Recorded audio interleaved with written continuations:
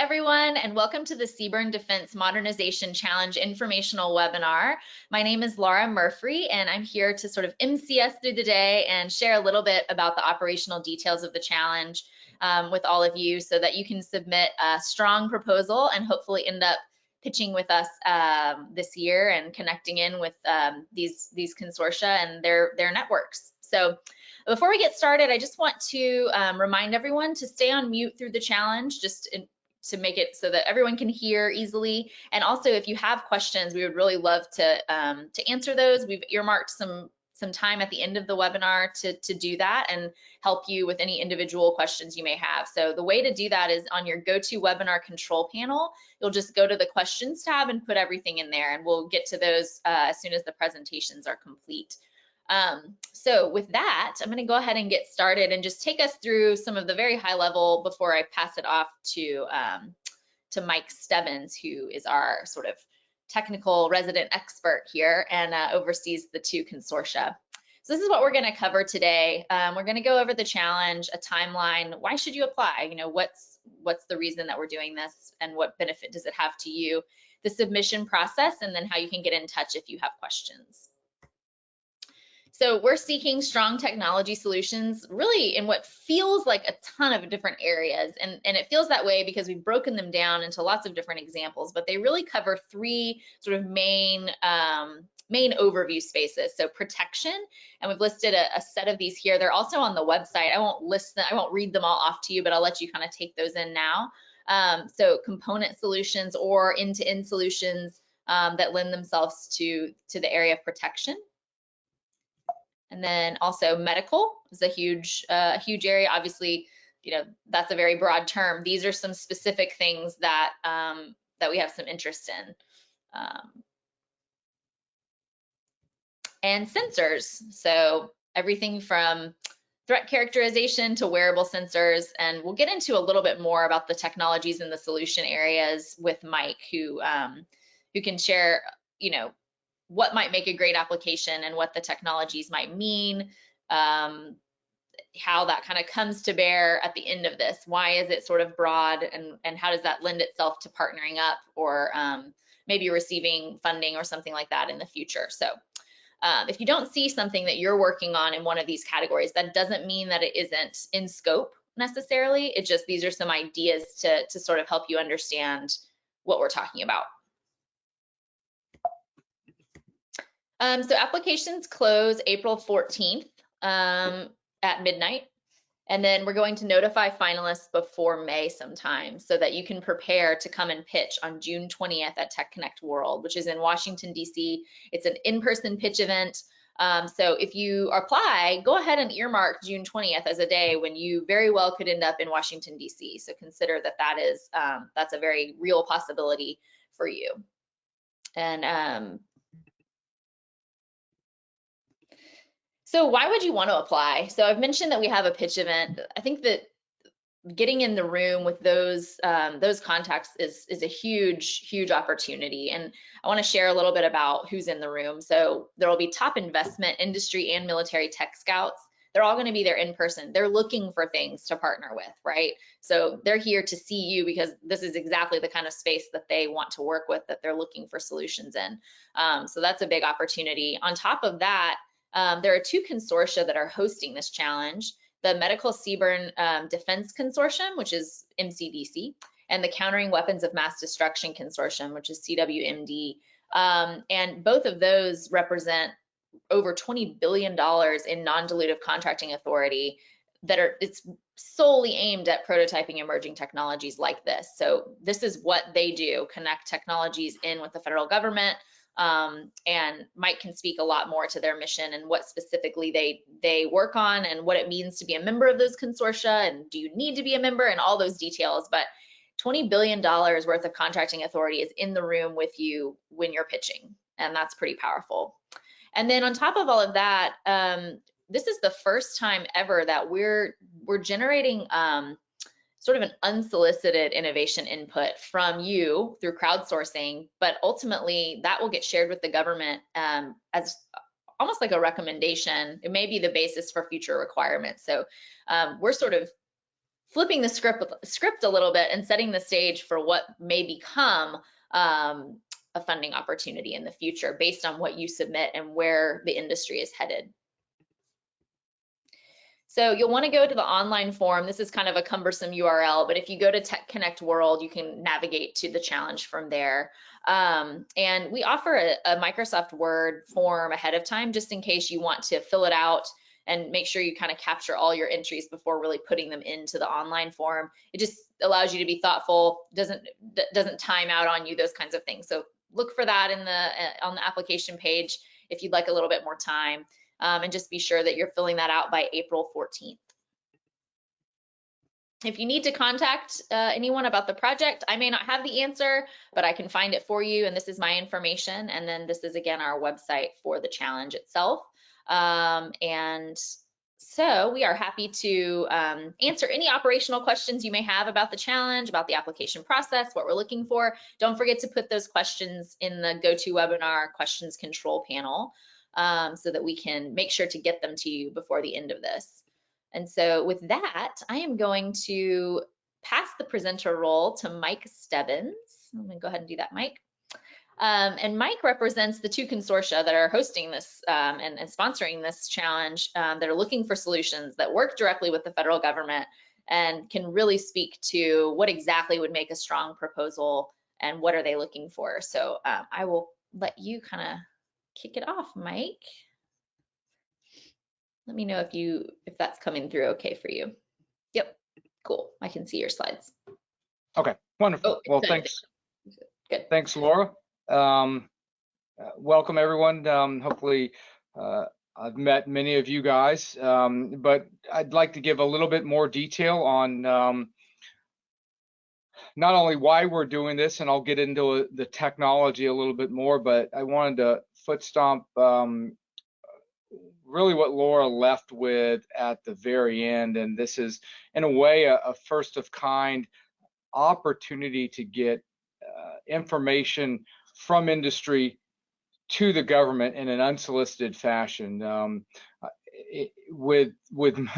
Under most circumstances, it's the government that is looking for solutions. They have either very detailed requirements or maybe a more broad-based statement of objectives that they send out to industry and ask industry to provide their input. But I felt in this case, using the expertise of Tech Connect and the concept of these challenges, wouldn't it be great to provide the government customers with ideally what is the state of the possible and the state of the art under the guise of several big buckets of technology. So again, I'll get to that in a moment, but I do want to introduce who the customer is and what these consortia are, but start off by just reminding you all that while the CWMD and MCDC consortia are promoting these, we are looking for input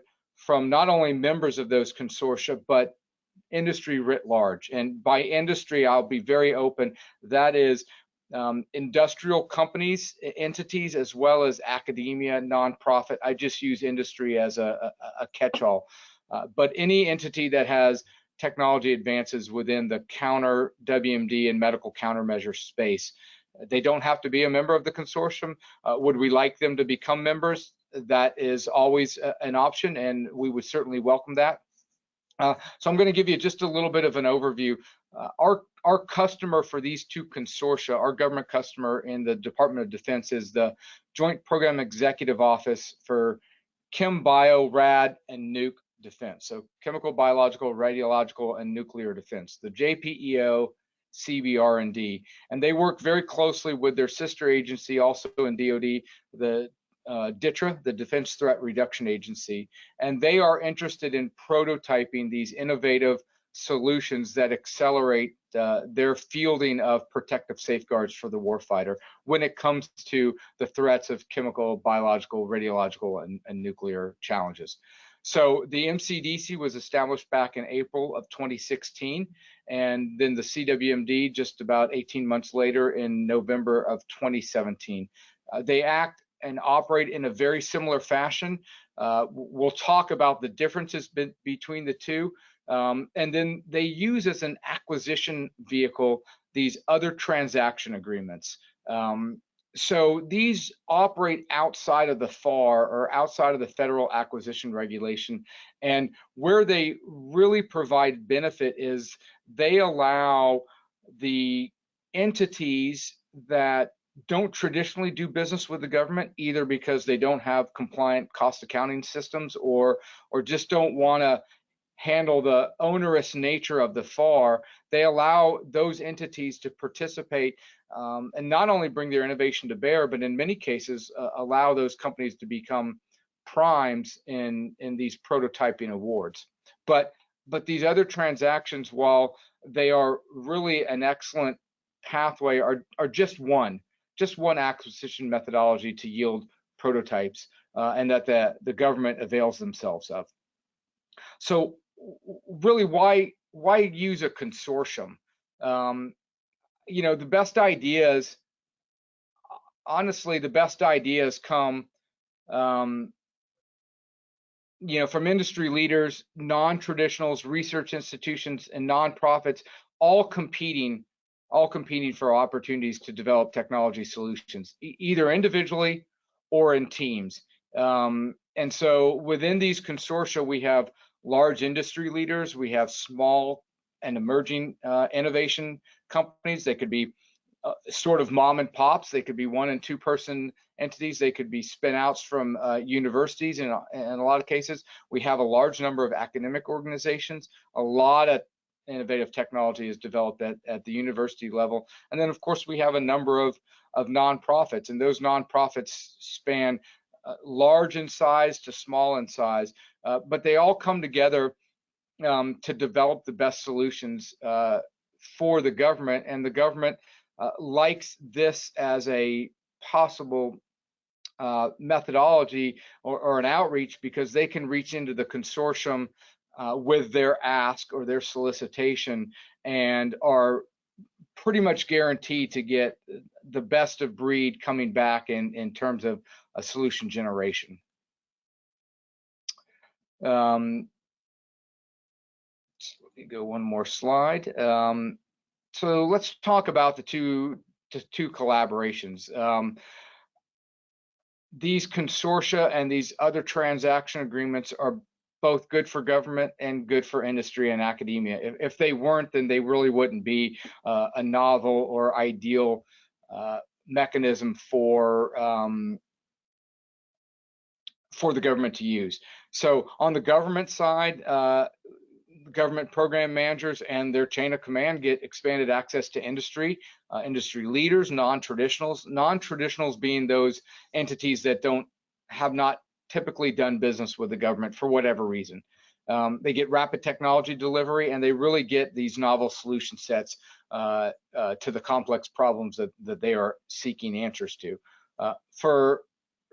For members of the consortia, they get to communicate openly, not only with each other, but with the government. The rules of engagement are much broader and much more open with these other transaction collaborations. Outside of the time that the solicitation is delivered, or I'm sorry, the submissions are due to selection decision made, other than that time period, communication is wide open. So when you are working on your actual submission response to a solicitation, you can pick up the phone and give your government customer a call and see if you're on the right path. Collaboration members, consortium members get to compete for research projects, and then they get to develop this technology for federal customers. Now, it's very important to note that in doing so, they are not giving up their rights for commercially viable products. Okay, the government, in particularly in these cases, they're looking to solve their specific challenges as it relates to protecting our warfighter from these chemical and biological threats. They are not looking to produce and then commercialize the technology that you've innovated. So there's nothing that precludes you from going all the way to a production contract to provide the government with the number of lots of of an Ebola vaccine that's going to be used in Western Africa, while at the same time you may be producing that on the commercial side as well. So just know that negotiations as you near a contract award are very broad-based with regards to both intellectual property and data rights. And again, the government's just interested in using your innovation to meet their needs, not to subvert your possible commercial activities. So just a quick reminder, Laura alluded to this. We are having hosting a medical and weapons of mass destruction countermeasure symposium June 20 and 21 at the Gaylord, National Harbor, Maryland. It is in conjunction with the TechConnect World Innovation Conference. It's not only open to all MCDC and CWMD consortium members, but really it's open to all. We're still coming out of COVID, but prior to COVID, we annually hosted a meeting for these two consortia, and over time we've learned some good lessons and best practices, and we are now opening those meetings to all. We will have keynotes delivered by key leaders within both JPEO and DTRA and others as we get those lined up, and we anticipate having requirements briefings for what these leaders anticipate seeing coming out of solicitations in the coming months to year or 2 years. We also plan to have a networking and a capability sharing session so that members and non-members alike can take the stage for 2 minutes to give a really high-level brief on what their companies or their entities' capabilities are within the medical and WMD countermeasure space. And then because that's an in-person environment, the interactions and networking that can happen afterwards really are very valuable. And then of course we're talking about this innovation challenge here. Before I get into a little more specifics on the challenge, let me just do a quick comparison between the CWMD consortium and the MCDC. So JPEO and DTRA, their primary mission is countering weapons of mass destruction and the threat that they provide to our warfighter. So on the medical side, on MCDC, they're really all interested in fielding medical countermeasures. So anything that impacts the health of the warfighter internally. So we're looking at prophylaxis, diagnostic devices, and therapeutics. So think vaccines, think other therapeutics, think on-body sensors that can diagnose a threat, prevention, detection, and treatment. So literally impacting the health of the warfighter. Everything else with regards to countering weapons of mass destruction falls under the CWMD consortium. So we're talking about protection, both collective and individual. So gloves, masks, boots, etc., as well as collective protection, detection, sensing, integrated early warning, prevention, all sorts of those things that are not directly impacting the health of the warfighter. Both of these OTAs and consortia have a $10 billion ceiling, so that's where the $20 billion comes from. And MCDC has a 20-year period of performance, so we go out to 2036, and then CWMD is coming up on its period of performance here in about 4 years, November of 2027. CWMD has 180 active awards, 180 awards total, 103 of those are active, and on MCDC we're at 91 awards and 73 are active. The URLs for both of the consortium web pages are there. There's a lot of information, and I've got my contact information at the end of the webinar. I put one stat in for each of them, and that's that a large, overwhelmingly large majority of the awards are going to these non-traditionals, okay? So not the large companies that are traditional defense contractors. That's not to say that they are not winning awards or they're not participating. But the reason for these other transactions is so that the government can get access to the innovation that resides with these non-traditionals. And it's working in the cases of MCDC and CWMD. So between 70 and 85% of awards on these two programs are actually going to non-traditionals.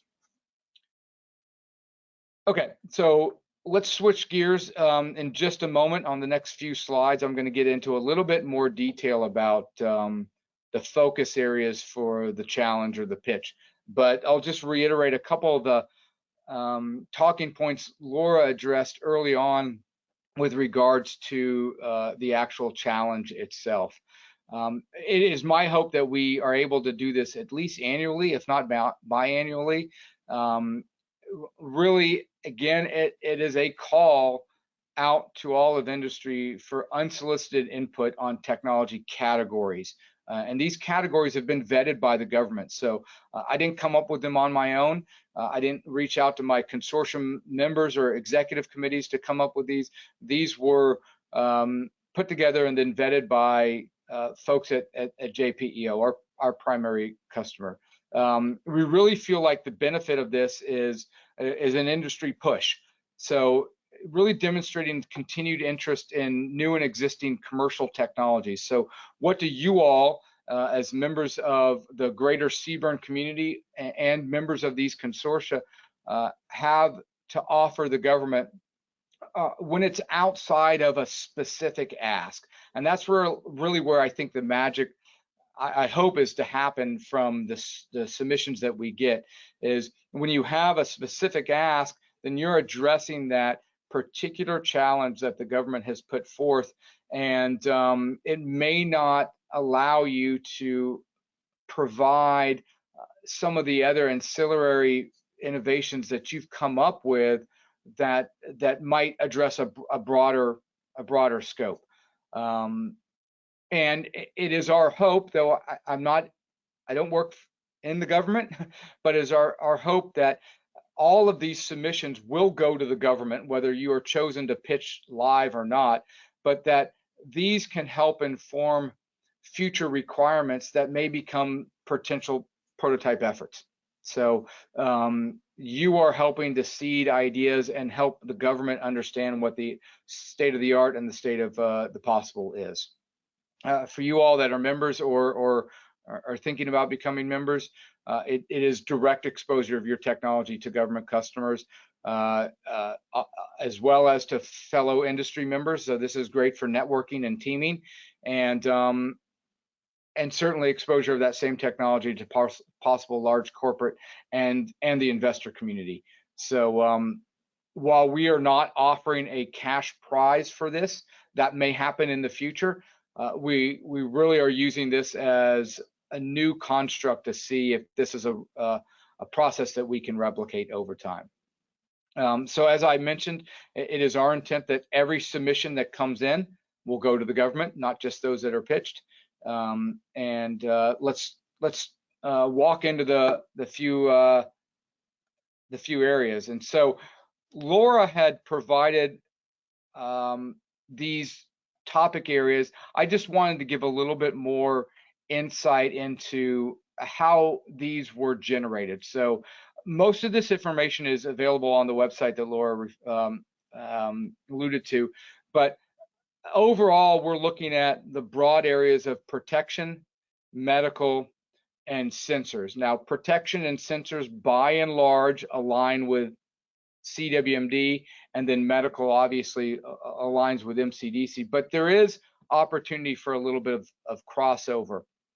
And what we tried to achieve by coming up with these three focus areas and then providing the information you see on this screen is to give you a sense of areas that the JPEO is interested in both modernizing their approach to CBRN defense, as well as future capabilities that they are interested in bringing to bear. So what's on the left in sort of the orangish color are, and what you see on the website are literally just representative variations of the broad protection focus area. So again, I'm not going to go through all of these, But again, none of these were made up. These are literally bullet points that come from some area within JPEO and JPEO protection. They are interested in unencumbering at the individual protection area.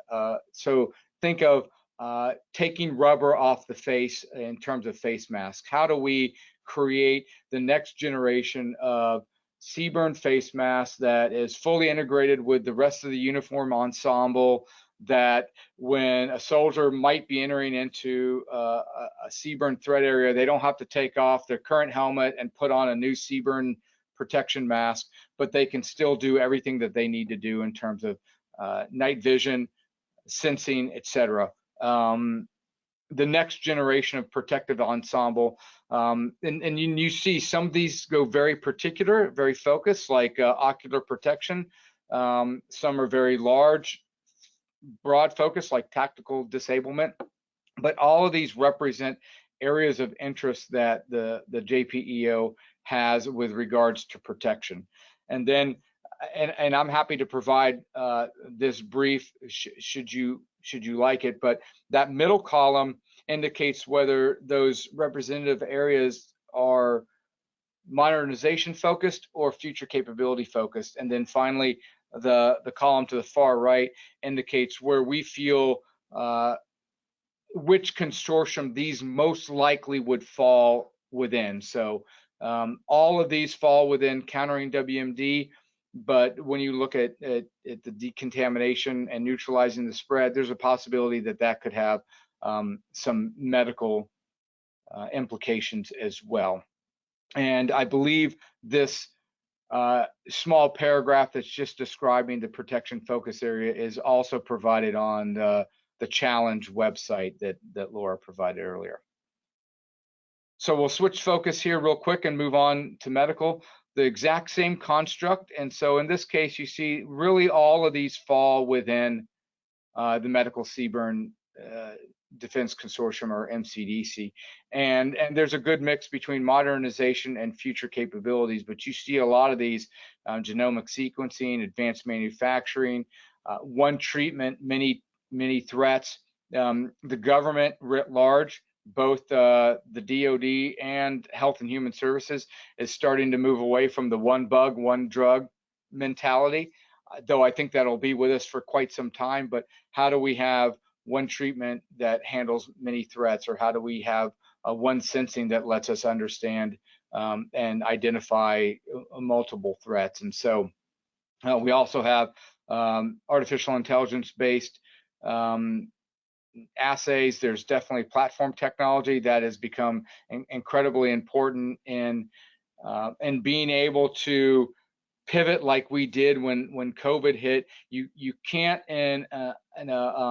with emerging infectious disease or public health crisis, you can't start from scratch in your R&D to identify a potential therapeutic or a potential prophylaxis or a vaccine. You have to have a platform technology that's already in place, and you can pivot once you get a little bit of sequence, and you can go in and you can update from that point forward. There is quite a bit of effort being placed there. Certainly rapid medical countermeasure response, I think those go hand in hand.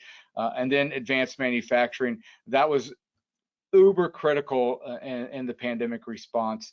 You just can't ramp up from lab scale all the way to final production and distribution without understanding and having the capability and capacity to do the advanced manufacturing piece. So again, I'll mention this at the end, but these are just representative areas.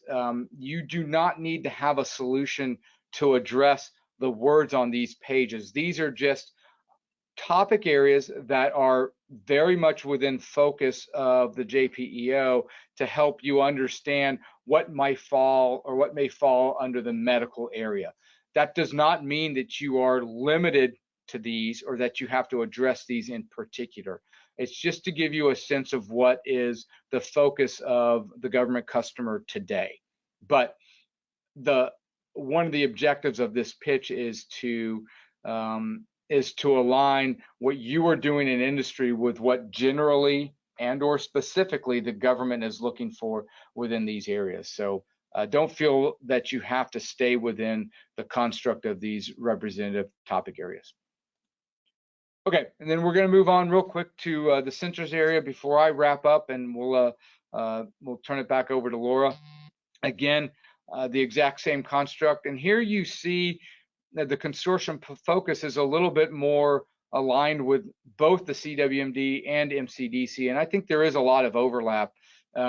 Those wearable sensors, not only can they detect environmental hazards, but they can certainly detect weather, heart rate, or other biological activities are happening with the warfighter based on whatever the external stimuli may be.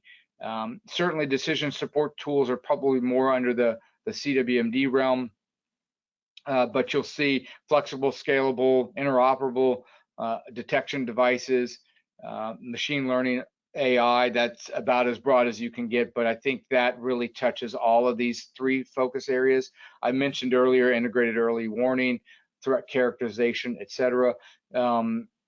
All of these are in play, and then anything else associated with sensors. The government team is always updating the sensor suite that's on their remote vehicles and other vehicles. Usually in those cases, there's a lot of collaboration between the entities that make the sensors, the entities that have to integrate the output from those sensors, and then how do you actually get those sensors on the vehicle, and how might the impact or negatively and positively the mission. So that's just a little bit more detail in these areas. Again, I just want to stress these are examples. They're pretty specific examples because they represent literally vetted focus areas that our JPEO and in a lot of cases DTRA are looking at. You do not have to follow these in general, and if you're not sure which focus area your technology falls under, you are welcome to submit it under more than one focus area. We'll go through and do the down select, but again, remember all submissions that come in through this challenge are going to go to the government, and we'll try to make sure they go to the right areas within the JPEO. And to the degree that DTRA would like these submissions, we are definitely happy to share them with DTRA as well. So I'll just follow up with my contact information. Again, I work for ATI, Advanced Technology International. We are the consortium management firm for CWMD and MCDC. Not only do we work hand in hand with the members of those consortia, but we work hand in hand with the government customer and help execute the entire other transaction and award process to make sure that these prototype awards get executed and get completed so that the government can actually field them and do the testing and evaluation in theater. I also serve as the executive director for both of the consortia and sit as a director on the CBRN industry group. So if you have any questions, don't feel free to reach out to me at any point. I'm happy to tell you more about the consortia should you need, and I definitely advise that you join us on June 20 and 21 to join us at the symposium. So Laura, that's all I have. Happy to be involved in any question answering. Okay, great. I'll leave this, if you wouldn't mind leaving this slide up. I think Sure. that way people can screenshot it, take down the info. We do have a number of questions, so we'll go ahead and just start at the beginning. So Harpal asked if it's open to non-US companies. Specifically, they have a partner in the US that will participate, but there are 3 non-US companies providing technology and expertise. So I guess the question is two-part. Is the submitting company have to be US? And if so, what about other entities that might participate as partners? Do they also have to be aligned with the US? Sure, no, that's a great question. It always comes up, and I'm glad it got asked early on. So I'm going to answer it under two different areas. So for the purposes of submitting to this challenge, Absolutely. There is no limit. You can be a US company, you can be a foreign-based company, you can have a US-based affiliate, but we have no restrictions. We're certainly asking you not to provide proprietary or confidential information in your submission, but it is not closed off to foreign entities. With regards to the consortia, okay, membership is limited to either US companies or US-based affiliates of foreign companies. And the reason is that if you, as a member of the consortium, you are eligible to submit and prime an effort. And to prime an effort, you have to be able to do business with the government and have all the credentials associated with that. And there's this little sticky topic called uh, um, controlled unclassified information, or CUI. From time to time, our solicitations contain CUI. Occasionally, but rarely, they may have export control or ITAR considerations. That's fairly rare, and we let members know ahead of time before they read the documents. But because there's a possibility of controlled unclassified information, we require members to get what's called a DD 2345 certification, which indicates that they have the ability to have access to that CUI. That certification is only eligible, you're only eligible for that certification if you're a US or a Canadian company. However, if you have a foreign parent and you have a US-based affiliate, that US-based affiliate can in fact obtain the DD 2345 and can become a member. All of that said, foreign entities can still participate as teaming members if they are not able to join the consortium. So while we're trying to protect CUI, we're trying to not leave our foreign companies out of the picture. So there's multiple ways to participate. Awesome. That's a great answer, and it does bring up some of the complication working with the government and one of the benefits of being in a consortium, right? So help navigating all those forms and all those. For example, right now you just broke down what could have taken someone a very long time to figure out. So Right. hopefully And that's helpful. and I'll just offer, if you do need some further clarification, you're welcome to reach out to me, either myself or my team. We'll get you squared away, and we're here to help. Awesome. You did mention that Canadian companies are eligible. Just to specify a little bit more narrowly, someone asked whether their government research labs are eligible to receive funding. Do you know that specific nuance? So yes and no. A government entity, whether one of our research labs or not, is not eligible to join the consortium. However, we have, particularly through CWMD and maybe in one case under MCDC, been able to do some unique contracting where if there's a facility that the project needs to complete the work and it happens to be a government facility, then you are welcome to put that in your proposal.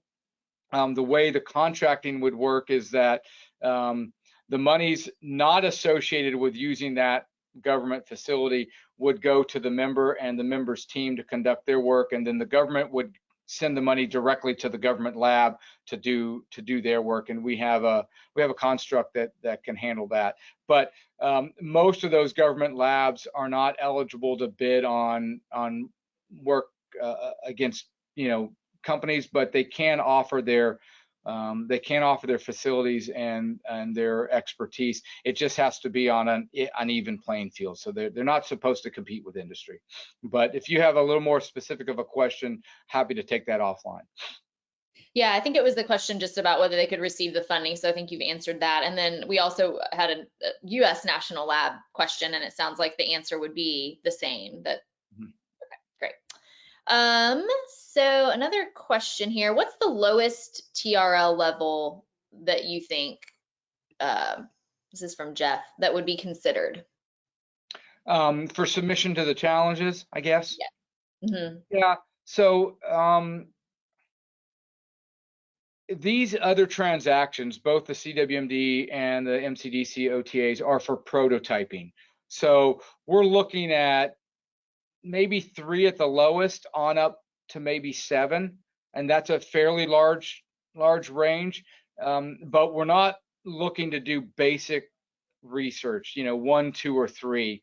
Um, More into 3, 4, up to 7 range. Something that's maybe needs a bit more advancement and then can go into prototyping. All right, great. This is from Stehen. In the past, DHS was involved in the OTA meeting. Will DHS be in attendance for this meeting?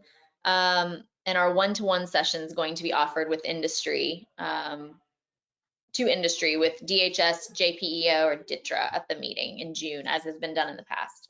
Yeah, that's a great question. You certainly can tell that you've been to a prior meeting.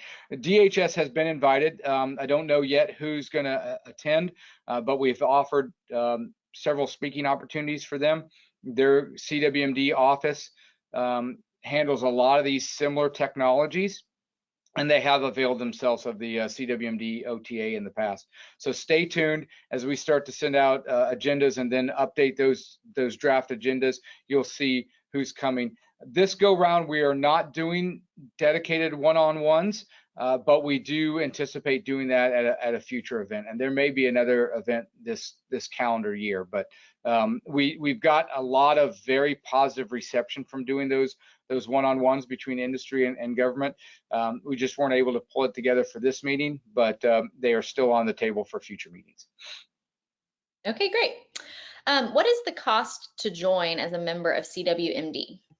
A great question. So the cost is $250 annually. Okay, for each of the 2 consortia. To me, that's not a lot of money. Even the smallest of companies tend to not have an issue with that. Really, we just are not looking at those funds to come in as a means to pay for consortium operations.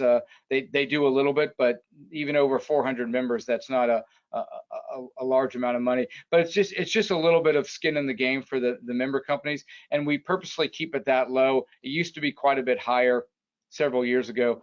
We want the lowest barrier of entry outside of no dues, and maybe that's a consideration in the future.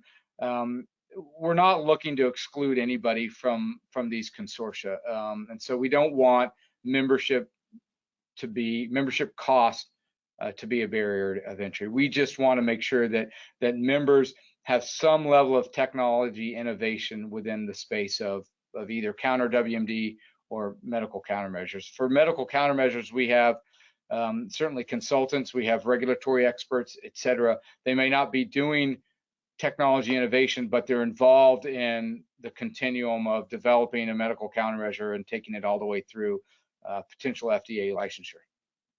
So $250 a year per consortium. Okay. I have a few questions that are a little bit more specific in nature, but that's what this webinar is for. So we'll go ahead and entertain those, but also know that you can reach out to us individually if we don't answer your question or you want to really dig in a little bit more on where to submit. But Solomon asked about an antiviral, antibacterial fabric that the company uses a nanotechnology to woven into the fabrics that would be could be made and used for garments and that kind of thing. Is that sort of interest and relevant in scope? Yeah, I definitely think so. I haven't seen a lot of that come through in terms of solicitation, but I know the project managers and product managers at JPEO and DITRA are thinking along those lines. And so I think one thing to take into consideration, this challenge is meant to be broadly open. So we're not providing you guys swim lanes that are very specific, meaning there's a solicitation that's going to come out tomorrow. But that said, these 2 OTAs are for the purpose of DoD, and so there has to be some military application there as well. But I think the technology that was just described is well within the scope of, in a sense, both. Because if you're starting to think about incorporating it into a garment, then you might be moving into the counter WMD space. The technology development early on would certainly be more medical related. So If you're having a hard time identifying where you might want to place it, you can certainly pick one or the other. And then when we go through and do the down select before everything goes to the government, we'll make sure if it looks like it could align one way, more than one way, we'll make sure it gets out to the right folks. Okay, thank you. Neil asked, can you describe the process for funding? For example, if a submission is chosen to pitch, how is that determination made? If a topic is funded, who funds it? How is that funding distributed? So maybe just the timeline. Sure. So let's separate a couple things. I'll talk about funding in a moment. There are no funds associated with this particular challenge, but I will talk about. We are assembling a team of reviewers that's going to go through and find the most innovative topics. We probably only have 4, 5, 6 pitches per topic area for in-person pitches, but as we said at the onset, all of the submissions are going to go to the government. And so while those 15 or 20 folks that have the opportunity to pitch are certainly going to have a greater opportunity to get in front of the government customer, everybody will in turn. Now, from a funding standpoint, it's certainly our hope that some of these innovations work their way into solicitations. The general process is once the government, in this case the JPEO or DTRA, has identified a solicitation and they've chosen the other transaction in these consortia as their acquisition vehicle, then they'll write up that solicitation. They'll issue it through one or the other consortium, depending on the technology angle. All the members of the consortium see that solicitation. They can go out and self-form teams collaboratively through their networking, and then they can propose their solution, and the government does the down select in its entirety. So while we are doing some down select for the pitches, those aren't related to specific government asks. When the government sends out a solicitation, they are doing all of the source selection. ATI is not involved in that. At that point, once decisions are made, the selectees are notified. They start to negotiate statements of work, and then send in a cost proposal. And depending on the cost of that, the award gets executed. That process from release of solicitation to award can be 200 days, it could be 300 days. It really depends on a number of factors: funding availability, how quickly the team does the evaluation, how quick the statement of work negotiation and cost proposal happens between the member and the government. All of those factors play a role. We've executed an award in 7 days from release of solicitation, and we've done them in 45, 30, 94 days. Those are some of our fastest, and then the others have taken, up to a year. It really depends on a number of factors. Hopefully that answered the question. Thank you. We have a couple of other funding related questions. One of them is from Patrick. Are prior and current CWMD MCDC OTA awardees encouraged to apply? Absolutely. Absolutely. This is open to everybody. If you are a current project awardee, actually executing a project, or you have in the past under either of these two consortia and OTAs, that does not preclude you at all. We are looking for all innovation associated with these topic areas and the specific examples. But again, if you have something that you think would be interesting to the government with regards to protection or medical or sensors, it doesn't matter whether it showed up on one of those bulleted lists. We welcome your submission. Okay, and that goes for any government funding, regardless of participation in the OTA in the past. Absolutely. Absolutely. I think one thing the government doesn't always do well is understand where they can leverage technologies that have been developed through other agencies and other awards. So take BARDA, for example, under HHS. Their public mission to protect us against numerous threats, not just CBRN threats is very similar to JPEO's mission to protect the warfighter against CBRN threats. Often, and they've worked real hard, I think, over the past few years with COVID as a great example of understanding where their investments are going so that the government's not doubling up on their investment for technology that's already been developed and then that can be leveraged. And so if you've already sent in and worked an award with BARDA or HHS and you want to get this in front of JPEO, absolutely. It doesn't matter whether you've won an award or not. Okay, great. Back to a little bit more on the technologies. Jamie asked, I see a focus on prevention and detection. What about actual decontamination of CBRN agents?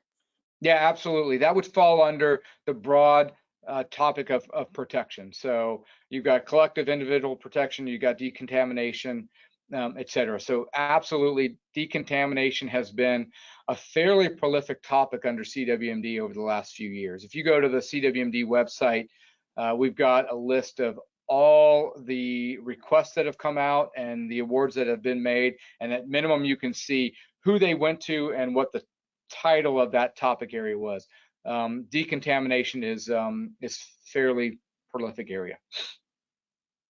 Another question, can universities apply? I know we talked about national labs. What about universities? Oh, absolutely. We have dozens and dozens of universities in each of our consortia. A tremendous amount of innovation comes out of those universities, and many universities have won awards or at minimum have been part of award-winning teams. So absolutely, we're definitely looking for, and that's, now you're getting to an area that is really sort of near and dear to my heart.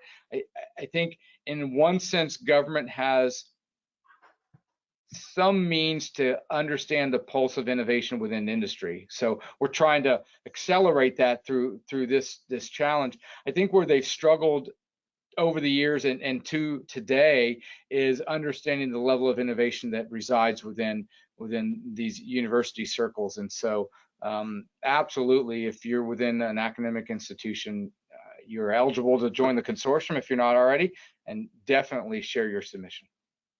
Okay, great. Is there going to be a virtual portion for the symposium? Right now, we do not envision a virtual portion, but stay tuned. We'll see. This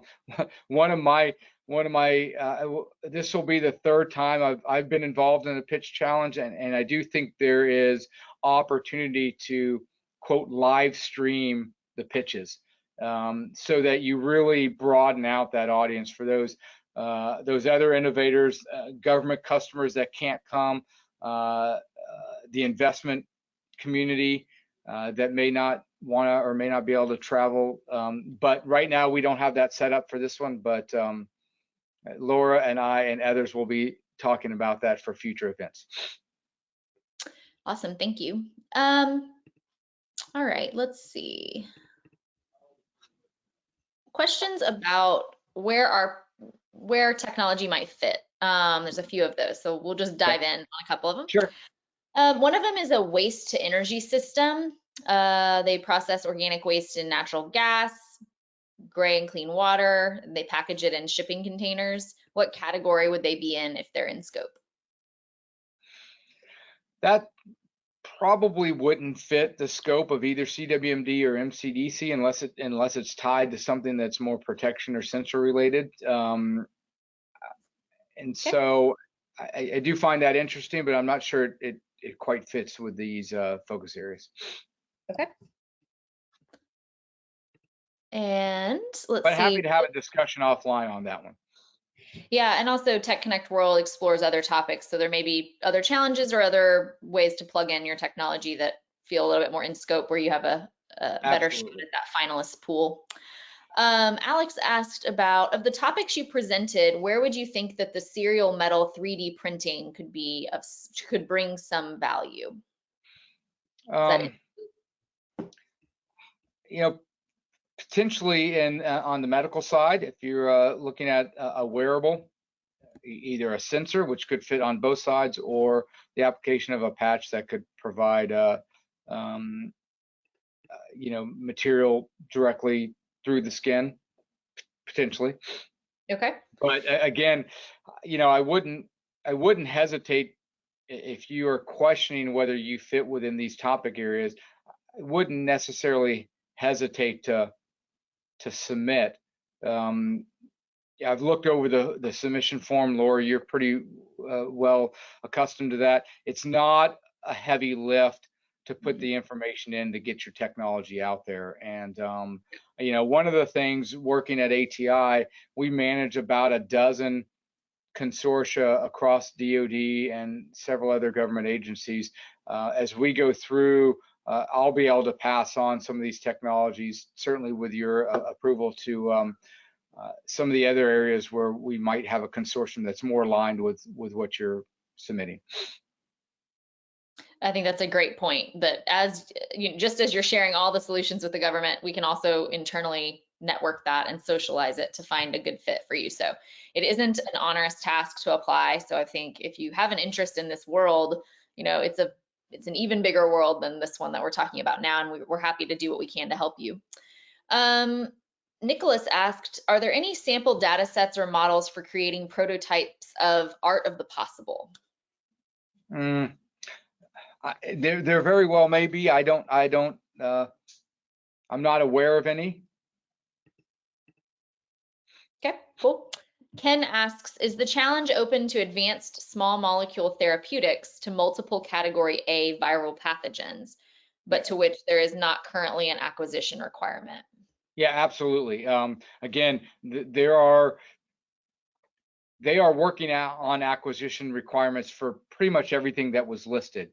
Um, Most of those are very early stage, but yes, this is totally designed to not be encumbered by a specific solicitation. My objective in putting this together was to help get innovation in front of uh, the right program managers in this government field of work, so that they can see what industry is working on. It's my hopes that some of these turn into, some of them that may not be, that are specific, like what the small molecule example might turn out to be an actual requirement. So do not be limited by what you think the near-term requirements might be. Just as a follow-on to that, are phase 3 studies of a prototype drug allowed for funding? Sure, sure. Okay. All right. Let's see here. Would microneedle vaccine delivery stabilization technology fit? Absolutely, It does. absolutely. Great. Are NDE methods for additively manufactured components fit into any of the Uh, topics? Possibly, if you can, further detail that regarding, a CBRN threat, then I think so, possibly. Again, we're not, we're just trying to give you guys very broad swim lanes, but there does have to be some applicability to counter WMD technologies, medical and non-medical. Patrick asked if one company can submit multiple proposals. Sure, I think so. I don't see why not. Okay. Just as a further clarification about universities, is a British university able to join the consortium? So not the challenge, but the consortium.